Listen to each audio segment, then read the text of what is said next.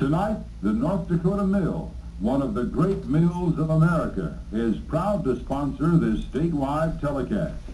You'll see the dedication of the new $2 million winter sports building at the University of North Dakota, and you'll enjoy collegiate hockey at its finest as the University of North Dakota Sioux meet the Minnesota Gophers. Your sponsor of this Saturday evening telecast is the North Dakota Mill, one of the great mills of America.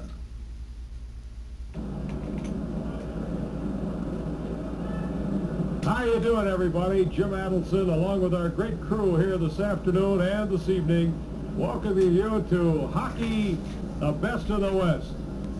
Tonight's game brought to you by North Dakota Mill, and we're speaking to you from the brand new $2.5 million facility here on the campus of the University of North Dakota. Believe me, this is really something. There's an air of excitement here tonight, not only because the University of Minnesota is here, but also because this is a ballpark that a lot of people have been waiting a long time to see. Let me tell you a little bit about it. You're seeing now the ice-making machine underway. The teams have already warmed up. We're just about ready for the dedication ceremony. But the beautiful part about this building is that it was built through student cooperation, student donations, student money, and of course a lot of great people here in Grand Forks working to make this come true. And a lot of people say, what kind of a building is it? Well, it seats 5,700 people.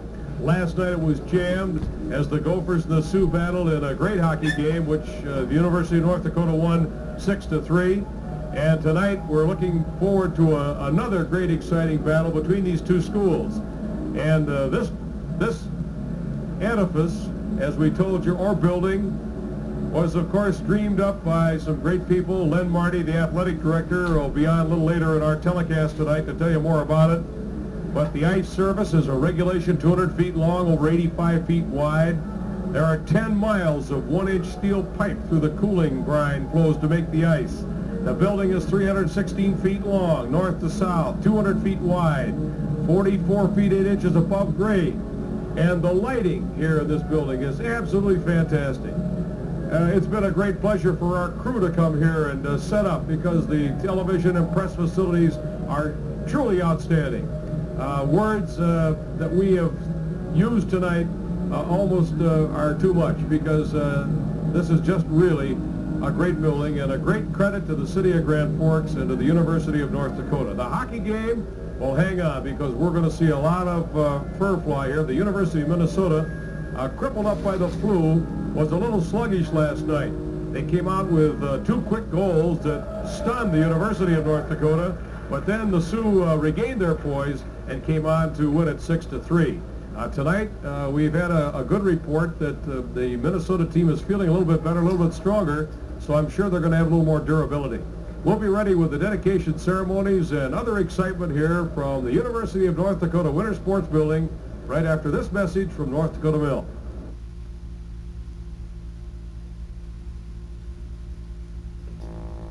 Speaking for the North Dakota Mill, here is Ben Hennessy, Assistant Manager. Good evening. The North Dakota Mill is proud to sponsor this hockey game on this dedication event. Just as the new Winter Sports Center at the University of North Dakota is a symbol of progress, so is the newly rebuilt mill in Grand Forks. It is one of the most modern mills in America, with the latest in milling equipment, producing quality semolina products and baking flour. People throughout the nation are enjoying spaghetti, macaroni, or bread products made from wheat raised in this area. The mill ships more than 90% of its products beyond state's borders and plays an important role in supplying flour and semolina to food manufacturers throughout the nation. The North Dakota Mill, one of the great mills of America. Of course, this has been a fantastic day and weekend, I think, for so many great hockey boys, including our own color analyst, John Noah, who 25 years ago this week brought North Dakota into big-time hockey when he scored a goal with some 41 seconds to go against Michigan. Up until that time, everybody had figured that the University of North Dakota was just a small school out somewhere in the plains and played hockey just for fun. But John scored a goal, they beat Michigan, and all of a sudden the University of North Dakota was elevated to the big time. And incidentally, John, who will be participating in the ceremonies here momentarily, will be with us tonight, and we'll have a lot of fun talking about the old days of hockey and how they play it now. And also John will comment and favor us with his expertise on some of the great plays that you're going to see here tonight. Watching the Sioux and the Minnesota Gophers get together is a great thrill for those of us who enjoy hockey. And in the world, the Western Collegiate Hockey Association, forgive me, I almost said the World Hockey Association, that's a different ballgame, but watching the Western Collegiate Hockey Association teams play, you know this is the best collegiate hockey in the country. And this year there's checking all over the ice, and interesting to note that the University of Minnesota does not have a Canadian on its starting lineup or on any of its on its roster. By the same token, the University of North Dakota has several Canadians. The big cheer you see down there is they're getting the carpet or the rubber runner out onto the ice, and they had it turned around the wrong way, at least the University of North Dakota. And Len Marty, who's standing down there in the middle with Al Purpur, wanted them to turn the UND around so that the television cameras could pick it up. And very shortly now we will have the dedication ceremony. We will hear a lot of people talk. This morning they had a breakfast for the hockey lettermen and the alums. There was a great luncheon at noon, open to the public, and I guess it was a beautiful affair. We didn't see it because those of you who are watching this afternoon, this is the second part of a doubleheader. For us this afternoon we had the North Dakota School for the Deaf playing Cheyenne, and it was a great thrill for us to see these young handicapped boys play basketball on the University of North Dakota Fieldhouse floor. And young Steve Blim, of whom I'm sure you've heard an awful lot, did not play the whole game. He fouled out with 3.5 minutes to go and scored 40 points and 18 rebounds. Shot 50%, made his first 7 baskets. I tell you what, he's a remarkable young man, and our thanks again to the faculty administration of the North Dakota School for the Deaf. We're waiting now for the impressive ceremony that will be underway here momentarily. Here comes the color guard now, so let's take a look down on the ice as the color guard comes out, preceding the dignitaries whom we will hear and see in just a moment. Here's the color guard now. In the group will be Ray Purpur, the University of North Dakota head hockey coach Mark Foss, representing the architects, John O'Keefe, the chairman of the local building fund appeal, George Smith, building consultant, a longtime UND fan. And now let's look down there, and John O'Keefe and Mark Foss, Al Hausauer of representing the State Board of Education, and Dr. George Starcher, former president of the University of North Dakota, is there. Mr. Smith to the left, Mr. Bjorkman, our pal John Noah, resplendent in a blue blazer, blue shirt. And here's Len Marty. Here's our national anthem.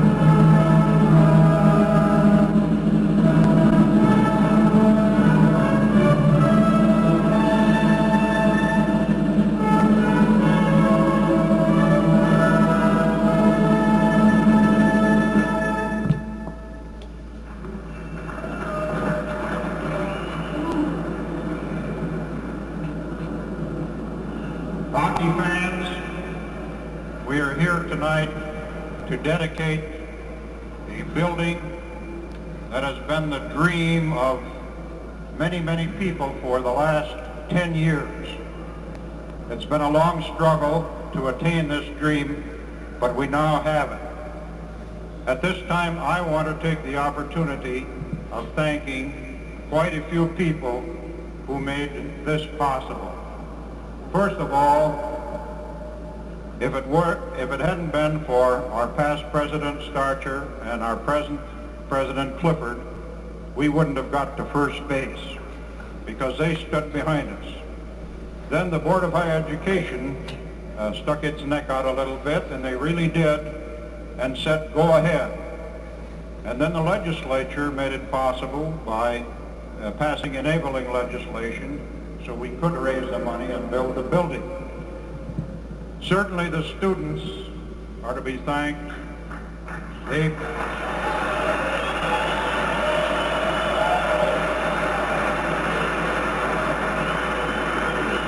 provided $800,000 of the $2 million, and Randy Renfrant, who is not here now, was the chairman, did a great job, plus the help from many others.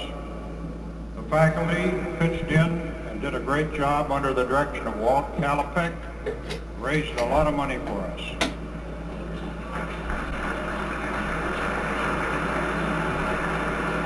The alumni outside of Grand Forks, the Grand Forks alumni cooperated with the community, but those outside of Grand Forks raised another large sum of money through the efforts of Lloyd Stone and Earl Strinden, our alumni directors. And Jack Stewart, one of our illustrious alums, put in almost $100,000, so Jack is to be thanked personally for this.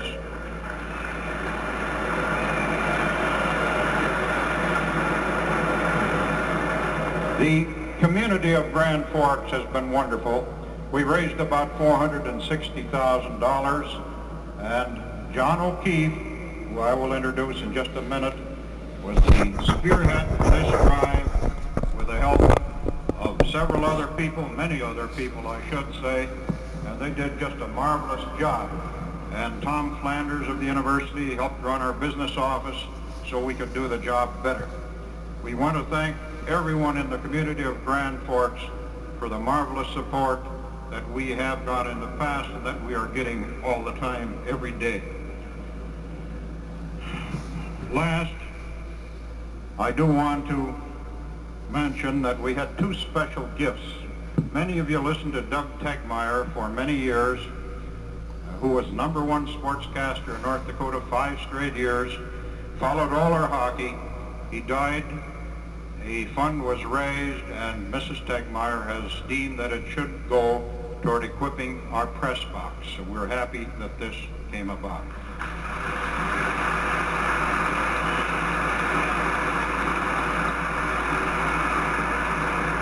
And then, for many years, Dr. Ralph Lee was our team physician of love. He died not too long ago. His 3 doctor sons and his widow have contributed a large sum of money to equipping our training room, which, without a question, is the best equipped and the nicest training room for hockey in the United States.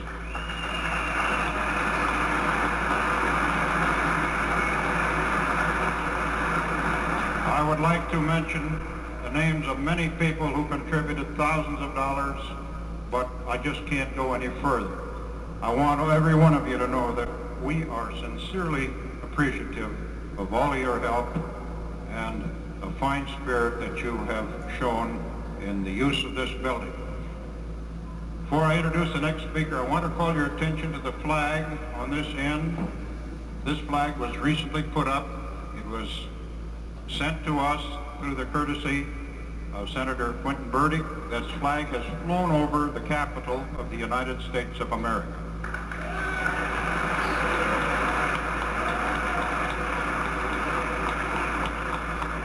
Now, I would like to call on President Thomas Clifford.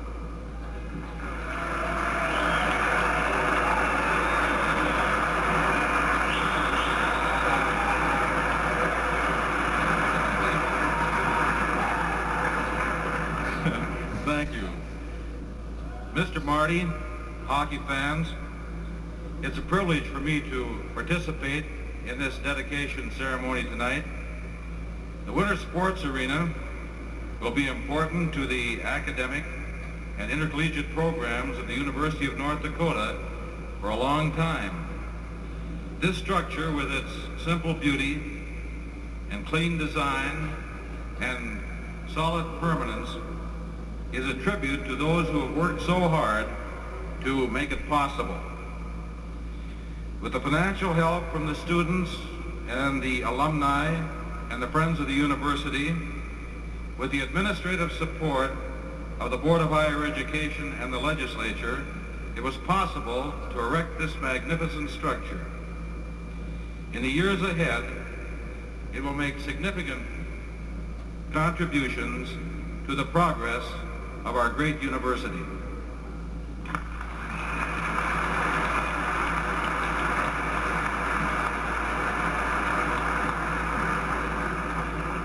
We are privileged to have with us tonight from Sarasota, Florida, our past president, Dr. Joseph Terrence.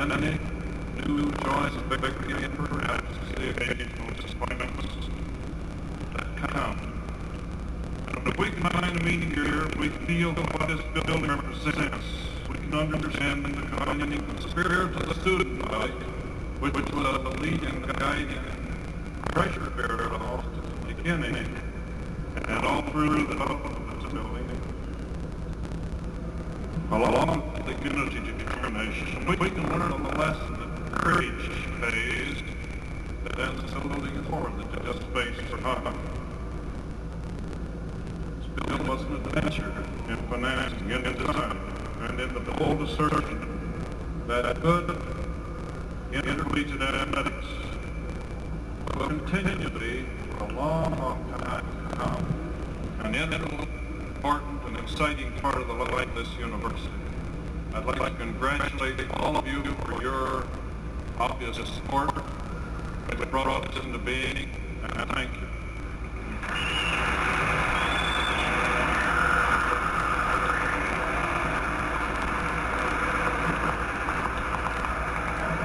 Next, I would like to call Mr. Alan Hossauer, who represents the Board of Higher Education. Alan, by the way, is a former UND letterman. Mr. Hossauer.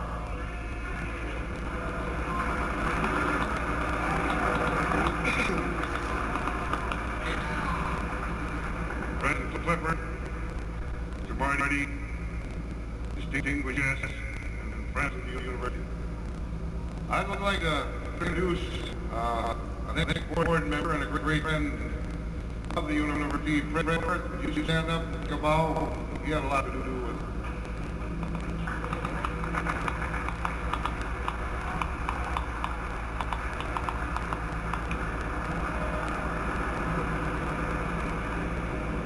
And another member of the Board of Higher Education, Bud Sir.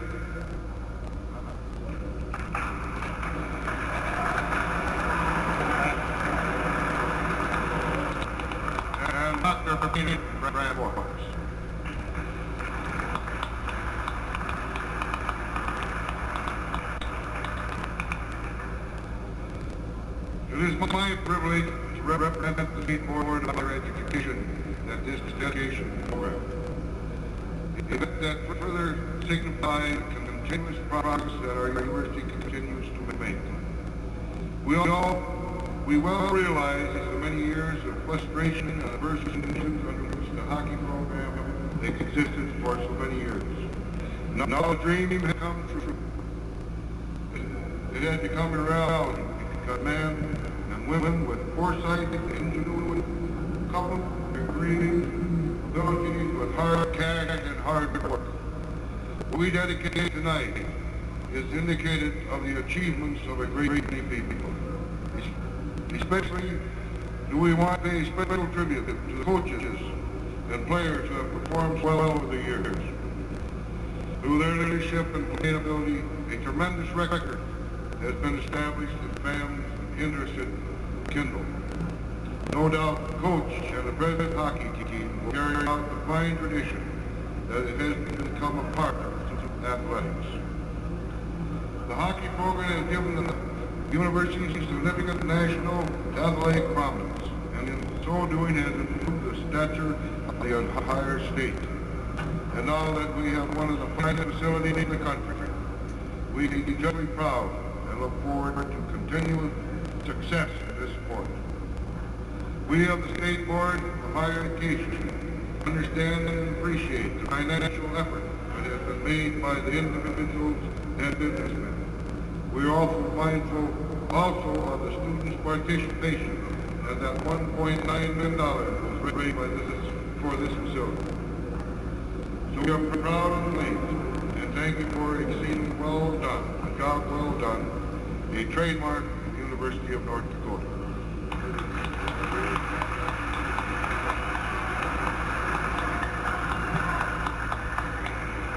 We were to have Mr. Wesley Christopherson, President of the Alumni Association from Illinois, but Wes had to go back home because of some problems, so J. Lloyd Stone, our Alumni Director, will represent the association.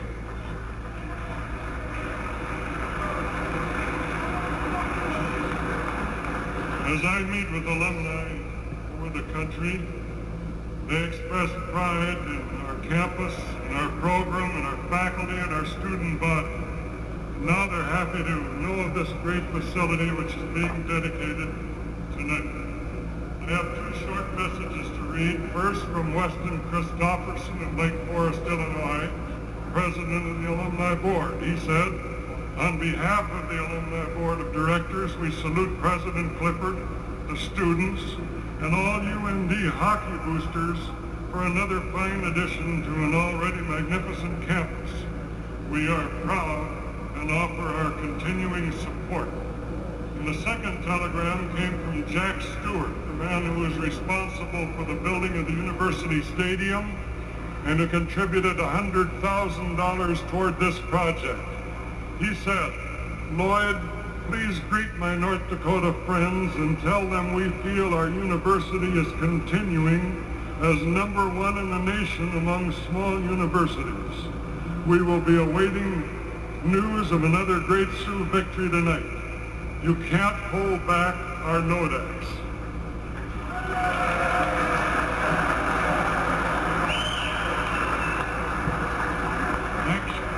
Next, I would like to call on Bill DeBrito, President of our Student Senate, who will speak to us representing the students. Bill?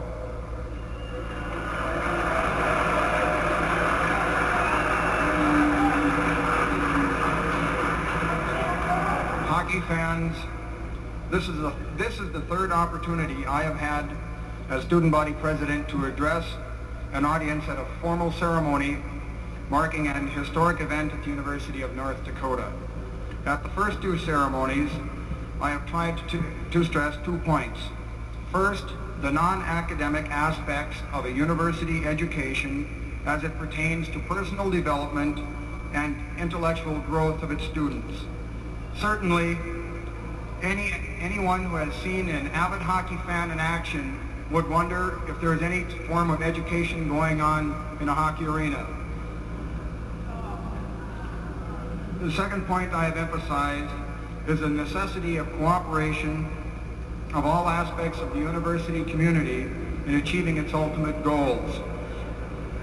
Although one might question whether an indoor hockey arena of this magnitude is consistent with the goals of the university, this building will certainly be used and is appreciated by all concerned.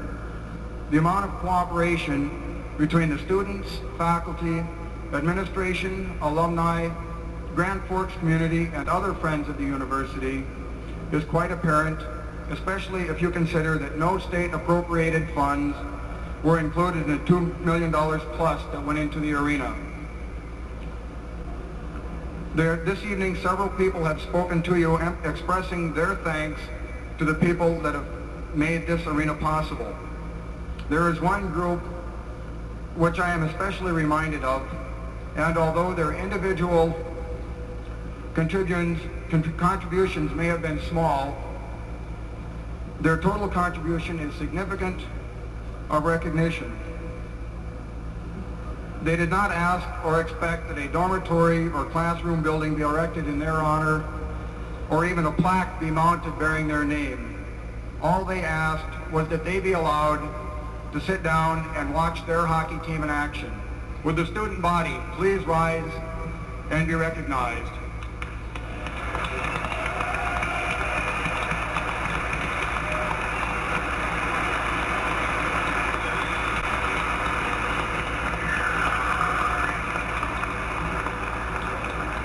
We have just one more speaker, and before I introduce him, I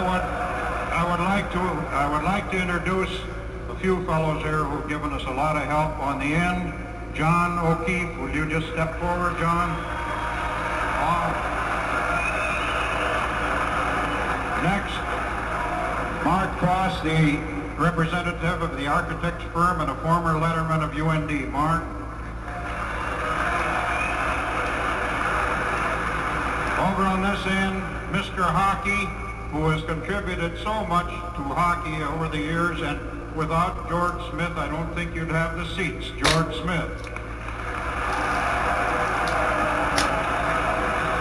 And last, our hockey coach, Drew Bjarkman.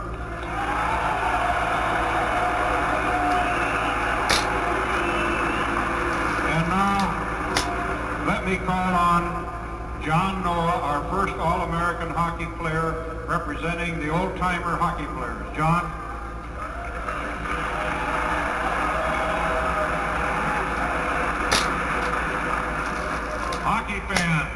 I'm very proud and privileged to represent a group of fellows who have helped make this arena possible. I'm speaking for players before 47 up to the present. We're here to honor Coach Drew Bjorkman, his very fine hockey team, and especially the 47 team and the former All-Americans and all hockey players. Well, this is the 1947 hockey team. Will these members who are here, most of them are sitting to my left, will they please stand as I call their name for the benefit of you people and for the benefit of the TV audience and the radio. Will Bob Monroe please stand?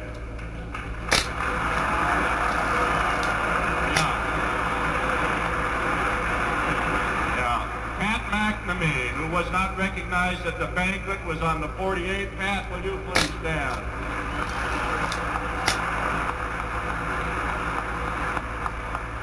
Bob Murray, goalie.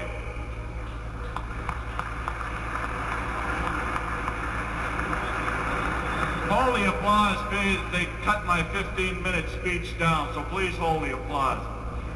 Art Foreman from Grand Forks, goalie. Ann McKinnon, Warroad. Paul McKinnon, native of Warroad, defense. Cal Marvin, Jumpin' Joe Silovich.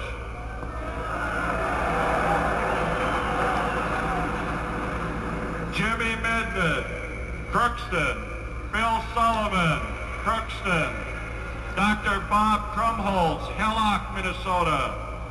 Ted Wilson, formerly from Warroad. Guinea Christian. Frisky Cole. The members who could not be here, who were part of the 47 team, George Dickinson, Jim Doyle, Tom Bjorn, and Buzz Johnson. I also have another person that I'd like to, who's representing her husband. Will Gene Johnson please stand up?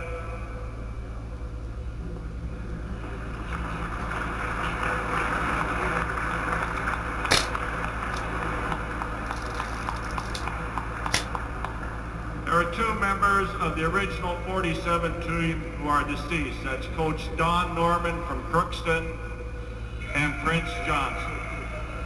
Now, all Americans who are at the game tonight, I hope I catch them all. Don Ross. Don?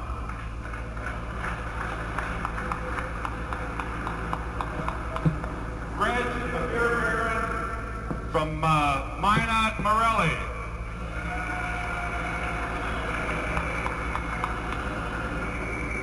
Bill Reichard, Rochester. And Hank Slavin, who Rube wouldn't let come out of the cage. Now will all the former lettermen please stand? All.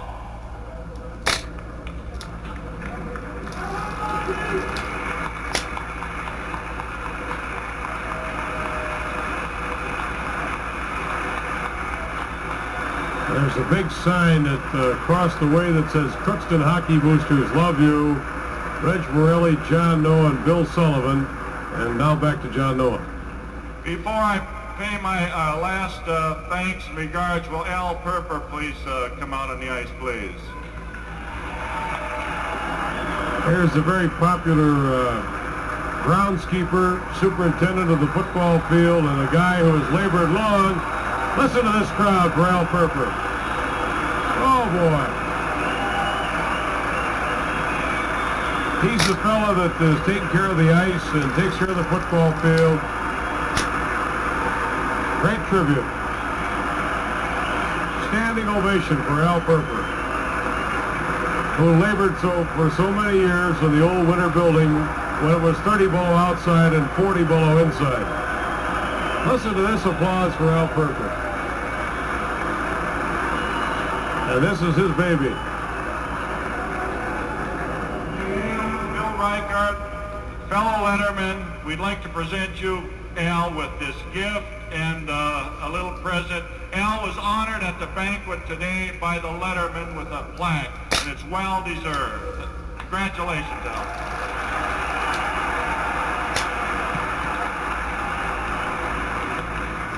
I would like to say it's been like Christmas today to me. I've gotten so many nice things. I've been honored at the luncheon. Now I get another grand thing from all my good friend hockey players that I helped work with. And I want to say thanks to everybody.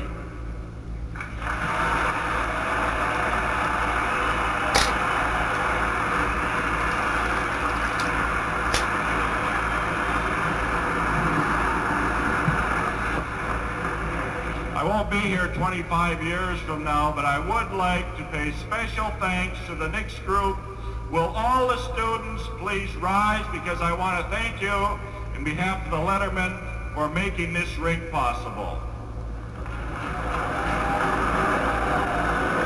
In case you didn't know, the students of the University of North Dakota voted to take a portion of their activity fees each year to go to the construction of this facility. Everyone will retire the colors.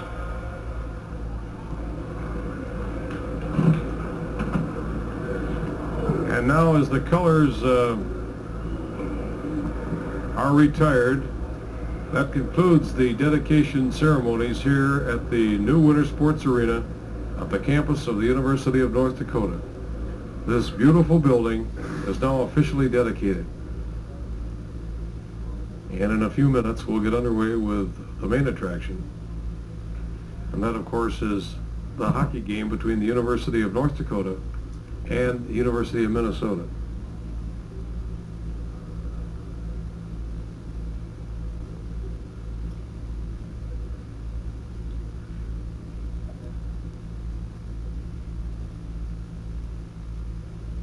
We'll be back with the starting lineups and coverage of the big hockey game in just a minute.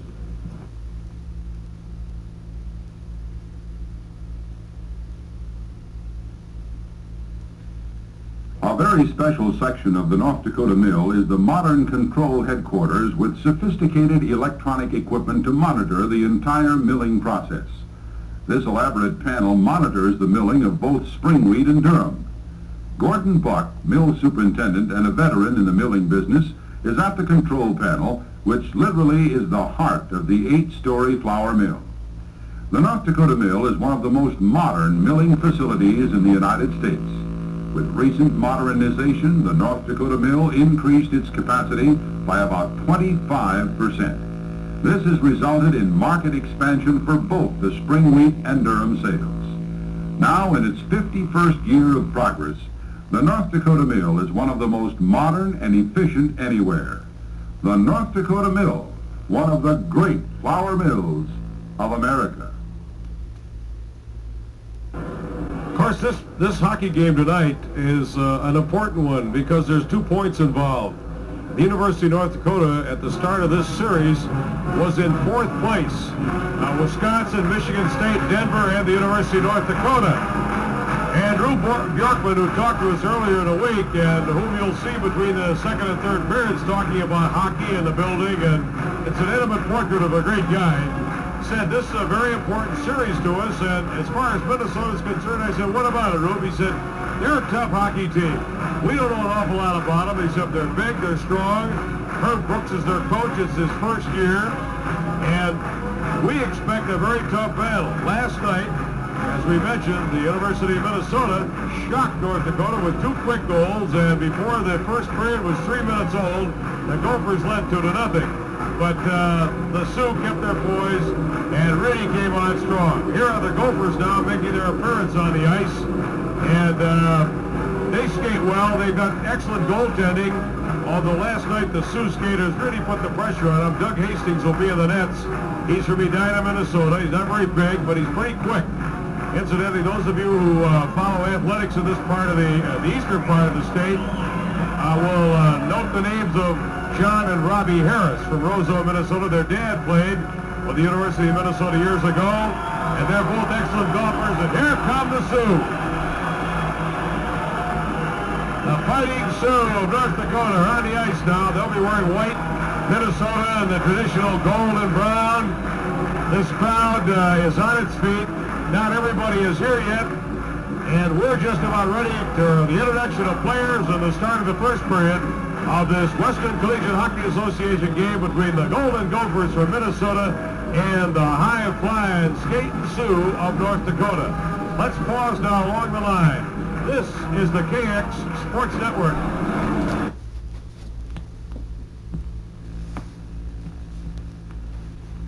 If you suffer from bronchial asthma, just a small change in our air or our weather can bring on an attack. Rain or dampness, dust, pollution, allergens. Yes, our air is changing all the time. But you can take a Bronchade Mist inhaler with you and get fast, effective relief wherever you are, whatever the weather. If you have bronchial asthma, keep Bronchade Mist handy for fast, effective relief. Start your day with a Tame Glow. Today's lesson is mouth-to-mouth resuscitation. Get that just brush freshness with Dentine. That tingle tells you your breath is fresh. Your breath is fresh. Oh, your mouth feels clean. All day long, get that just brush freshness with Dentine. Now you get 8 sticks of that just brushed freshness in the new 8-stick Dentine packs.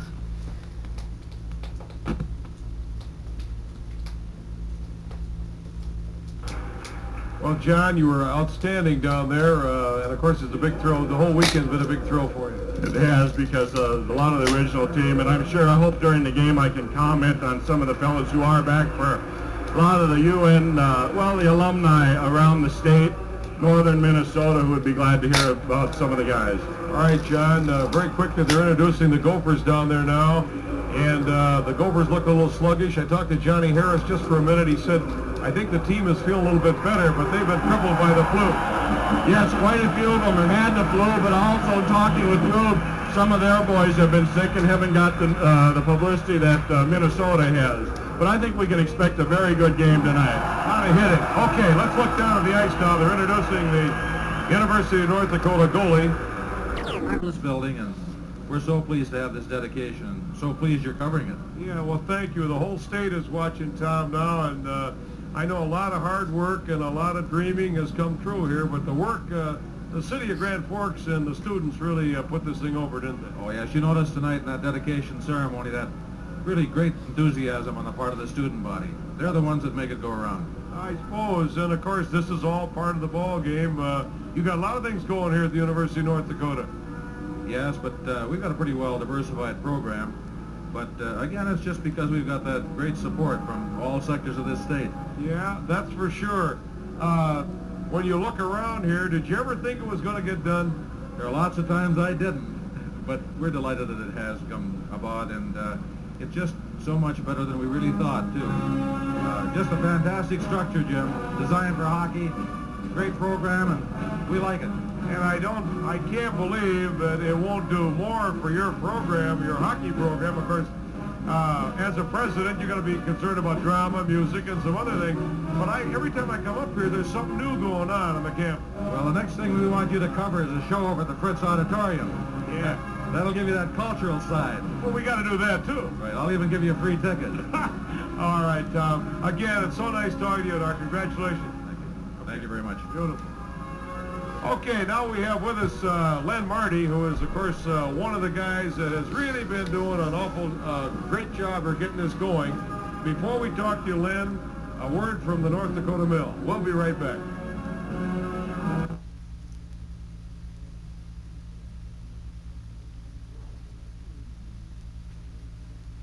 This is the headquarters of the North Dakota Mill, one of the most modern mills of America. It's a story that begins with the unloading of grain raised in this great agricultural area. Hard spring wheat and durum crops are processed by the North Dakota Mill using the latest techniques. After completion of the milling process, the finished products are placed in storage for shipment. They're loaded on railroad cars that carry products of the North Dakota Mill to the eastern markets and heavy populated metropolitan areas. Then the flour is baked commercially, or the semolina is manufactured into spaghetti or macaroni or other pasta products. Millions of people throughout the nation enjoy foods made from grains that are grown in this area and milled at the North Dakota Mill. the North Dakota Mill, one of the great mills of America. Len Marty is here with us, the athletic director. And Len, I know you've lived and died for how many years now has this thing been? I'd say 10 years, Jim. We began dreaming about this 10 years ago, and the last 5, it's been more than a dream. It's been a lot of hard work, a lot of frustration, but with the wonderful cooperation of the people of Grand Forks, the whole state of North Dakota, our alums, students, faculty, we made it. Okay, you got the facts and figures here now. What about this ballpark? I don't know if they could just kind of, we're knocking down one camera and cleaning a lens here, but maybe we could just swing around and you could tell us some facts and figures of this ballpark if you could pick them out of your head. Well, first of all, we seat 5,700 people, including the press boxes and TV, but that's an actual figure. We have 5,644 numbered seats. The ice rink, of course, is a very standard rink, 85 by 200 feet. Meets all the specifications of college hockey, pro hockey. We have the wonderful plexiglass instead of wire in front of our boards. That makes it major league. Well, that's great.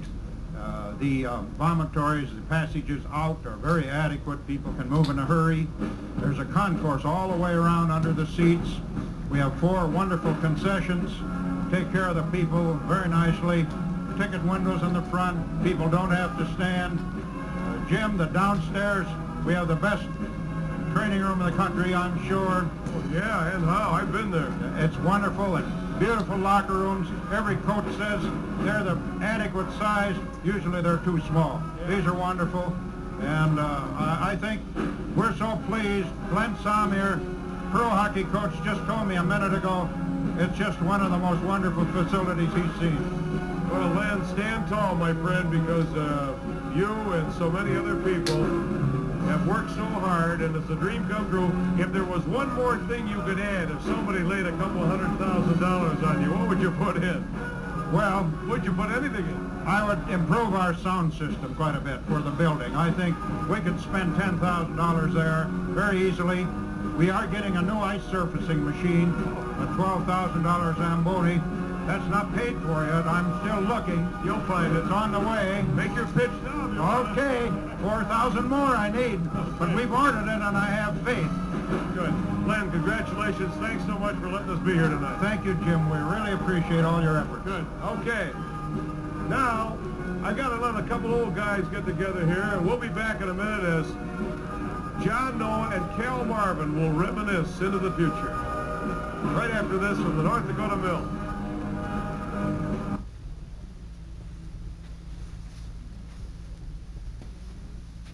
Back in the days when the bison roamed the Dakota prairies, the goal of both man and animals was one of survival. Today, the North Dakota Mill Feed Division is helping farmers do a better job with their livestock and poultry through supplements, concentrates, and complete rations. These supplements provide the needed vitamins, protein, and minerals to help the farm-raised roughage and grain do a more efficient job. Production and efficiency are the goals of modern agriculture, and Dakota-made feeds are proud to be a part of this vital industry. An important part of today's economy is the selling of meat, milk, and eggs, foods made possible by the use of grain, grass, and roughage from area farms. North Dakota Mill, one of the great mills of America.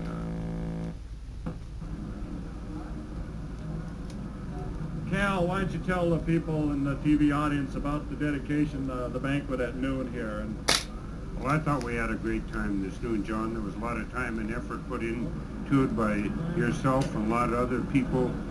I suppose one of the finest things was the fellowship and the association. We had a lot of fellas back.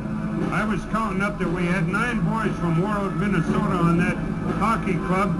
And when you're down here tonight and you see everything that's taken place, when I go back to when Bob Murray brought his own goal pad down from Warroad to play for the Sioux, it's just a tremendous thing what that first year and the end result, and this isn't the end, of course, but the fellowship, the good times we had together, and then all the fellas there today, and honoring of Ray Purpur and Pop Noise, and going back through the years that of the good times that we had before the scholarships and the recruiting and all that, because back in 1947 there was 19 guys that walked onto the University of North Dakota campus and put them into this league of hockey, which is the big time in college hockey. Cal, I know I hitchhiked over. I was recruited by Don Clark, who was an assistant football coach. He said if you're ever interested in coming to University of North Dakota, come over. So I hitchhiked over with Father Dan, who was a seminarian at the time. How about your group from Warroad and Williams? How did you happen to get down here? Well, 3 or 4 of us, Ted Wilson, Dan McKinnon, and drove down, and we talked to Red Jarrett in the athletic department and asked him that if he got a hockey schedule other than Crookston AC and that we thought we could round up enough hockey players in northern Minnesota that had been forming in the old States Dominion League that we could deliver a hockey cup. And out of Crookston, Sullivan, Noah, and Medved, and 9 from Warroad, Trummels from Hillock, and Joe Silovich from Eveleth, and then Buzz and Prince Johnson. Who's ever going to forget it? They probably had more color in those 2 fellas than not taking anything away from anybody else, but just a couple of tremendous fellas. And I missed not seeing Buzz wasn't here today, but that's how it all got started. It was a great dream, and a dream came true. Right. Cal, reminiscing a little now, Buzz and Prince were the first ones to represent the state of North Dakota on the U.S. national team. Why don't you go over the original team and make comment as far as the others who have played or represented the United States? Well, we've had yourself. I was the coach, Gordy Christian, and his brother and Dan McKinnon put on the 56 team. They were both with me in 58. Billy Rickard played, Donnie Ross. We've had a lot of, and a lot more could go. There's going to be a tremendous amount of pressure now from professional hockey, which is going to hurt our Olympic program. And I mean, we can all see it coming. It's something we're faced with and we have to live with. Yeah, well, thank you very much. We've been visiting with Cal Marvin, Mr. Hockey from Warroad, Minnesota, on beautiful Lake of the Woods. My pleasure, Joe. Cal, before you go, was he any good, really? Well, I said out there to the banquet, you know, everybody's got to have a press agent and that. And of all guys, I can think of a lot of guys, Jim, that should have been All-American, but John got it, and he's got to live with it, so more power to him. Thank you, Cal. We'll be back in just a minute. Right now, let's pause for a second along our network. This is the KX Sports Network. Take the time and trouble out of furniture antiquing with Mystique. Just 2 easy steps. Start in the morning, and by supper time, you'll have a handsome family heirloom. With Mystique latex antiquing and wood graining. From your coast-to-coast store, where you find everything you need in total hardware.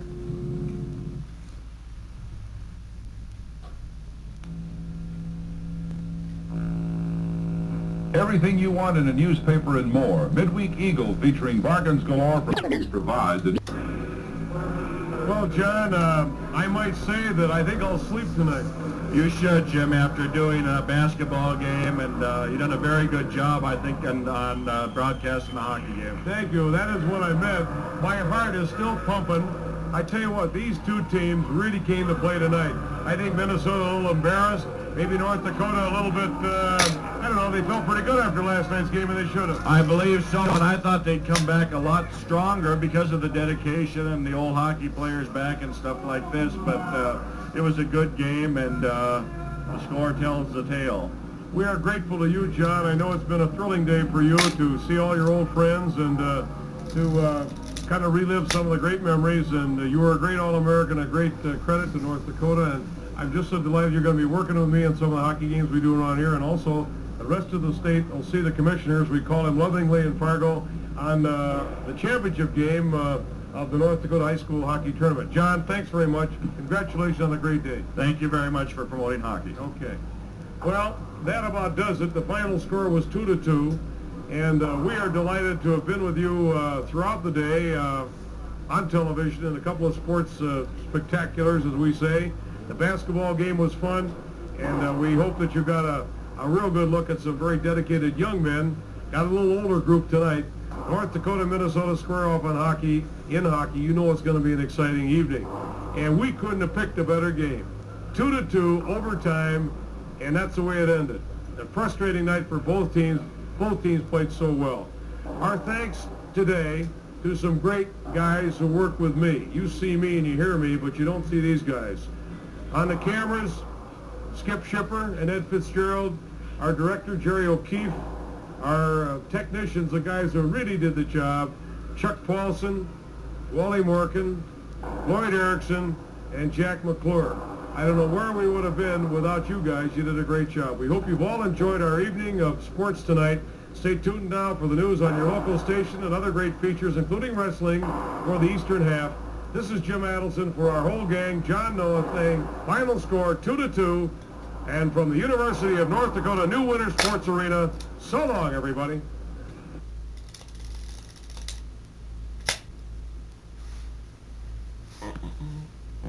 You've seen history made tonight as the new Winter Sports Center at the University of North Dakota has been dedicated. It's a fine new athletic facility made possible by contributions from alumni, students, foundations, and friends. You've seen collegiate hockey, one of the fastest sports as well as the fastest growing sports. And you've learned a little bit more about the North Dakota Mill, one of the great mills of America. Your host for this Saturday evening special telecast. Good night.